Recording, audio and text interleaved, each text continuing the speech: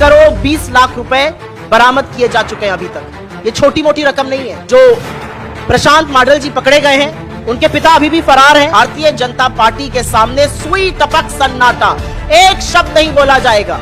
वो 40 लाख की ब्राइब, 40 लाख की घूस लेते हुए रंगे हाथों पकड़े गए। एक विधायक है, बीजेपी के विधायक है, नाम है के मंडल विरूपक्षप्पा। उनके सुपुत्र हैं वी प्रशांत मंडल। इन दोनों बाप बेटे की जोड़ी ने महज 2 दिन के भीतर पूरी कर्नाटक सरकार की नींद उड़ा दी है, क्योंकि इनके घरों से और ऑफिस से कुल मिला के 7 करोड़ 70 लाख रुपए सीज किए गए हैं लोकायुक्त पुलिस के द्वारा। क्यों सीज किए गए हैं? क्योंकि वो रंगे हाथों पकड़े गए थे। विधायक के बेटे रंगे हाथों पकड़े गए थे अपने ही पिताजी के ऑफिस में 40 लाख रुपए की रिश्वत लेते हुए। जिस व्यक्ति ने रिश्वत दी थी, उसी व्यक्ति ने जाकर लोकायुक्त पुलिस में शिकायत दर्ज करवा दी कि मुझसे रिश्वत मांगी जा रही है, और मांगी जा रही थी 81 लाख रुपए की रिश्वत, और केवल दी गई 40 लाख रुपए की रिश्वत। और उस रिश्वत को लेते हुए उनकी वीडियो रिकॉर्ड कर ली गई, और वो वीडियो दे दी गई सबूत के रूप में लोकायुक्त पुलिस को। और लोकायुक्त पुलिस ने तुरंत मौके पर प्रशांत को धर दबोचा और उनके घर पहुंच गई। घर से मिले 6 करोड़ रुपए कैश।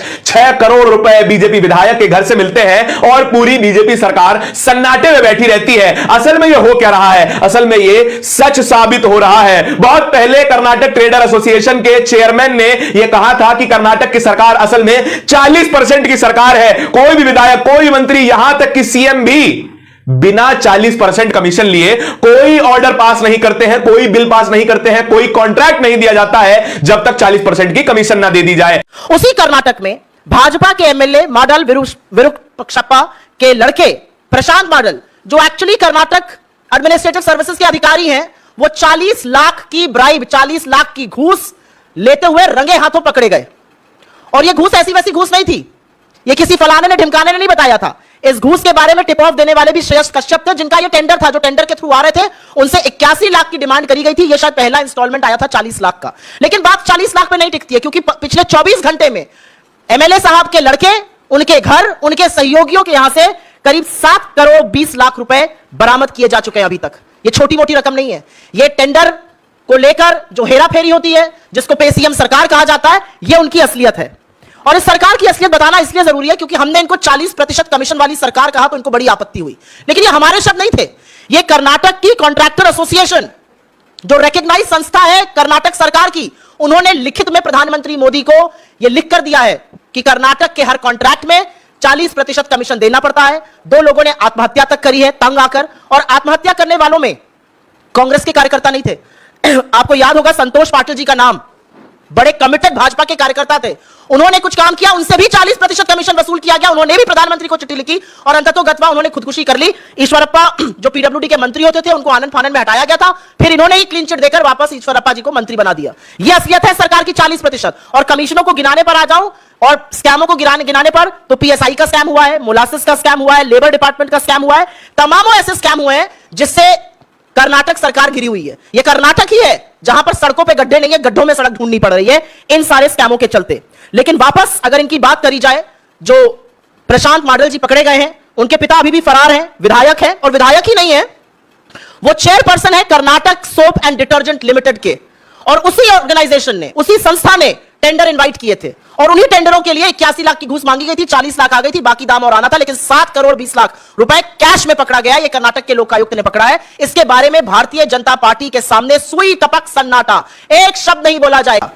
जो करप्शन की बड़ी बड़ी बातें करते हैं, ना अडानी का बोलते हैं, ना भ्रष्टाचार का ब बोलते हैं, एक शब्द आपको बीजेपी के कार्यकर्ताओं से, बीजेपी के नेताओं से, बददिमाग प्रवक्ताओं से, गृह मंत्री से, प्रधानमंत्री से नहीं सुनाई देगा। अब सुनने में आता है कि भाई येड्डी जी, जिनके खिलाफ तमाम भ्रष्टाचार के चार्जेस हैं, जिनका हाथ पकड़ के प्रधानमंत्री चल रहे हैं, वो अब कैंपेन कमेटी के भी चीफ बना दिए जाएंगे। तो जब चुनाव आता है तो भ्रष्टाचार एक तरफ, लेकिन असलियत जो है वो ये बयां कर रही है कि लोगों ने खुदकुशी करी है, लोगों की जान चली गई है, लेकिन कमीशन पे कमीशन खाया जा रहा है। और जो खबर अब वायरल होनी शुरू हुई है कि सुबह बृहस्पतिवार की सुबह एक एफआईआर दर्ज हो गई, और एफआईआर में लिखा गया है कि 6 करोड़ रुपया कैश प्रशांत के घर से मिला है। एक बीजेपी एमएलए के घर से 6 करोड़ रुपया कैश मिलता है, और सरकार में कोई सुगबुगाहट नहीं होती, लेकिन नींदें उड़ जाती हैं, क्योंकि चुनाव आने वाले हैं। हैं चुनाव में इस पूरी खबर का क्या असर पड़ेगा, यह मैं आपसे कमेंट सेक्शन में जानना चाहता हूं। लेकिन एक बात है जो पूरी तरीके से सच साबित हो गई है, मैं फिर आपको बता रहा हूं कि कर्नाटक की सरकार 40% की सरकार है। कांग्रेस के युवा कांग्रेस के राष्ट्रीय अध्यक्ष बीवी श्रीनिवास भी कर्नाटक से आते हैं, उनसे हमने एक बार बात की थी। वो कह रहे थे कि कर्नाटक जो है वहां पर चुनाव तो होने वाले हैं, लेकिन इस वक्त जो सरकार चल रही है वो 40% की सरकार है। बीजेपी के सारे विधायक ना तो सीएम की सुनते हैं ना ही पीएम की सुनते हैं केवल धन की सुनते हैं और 40% की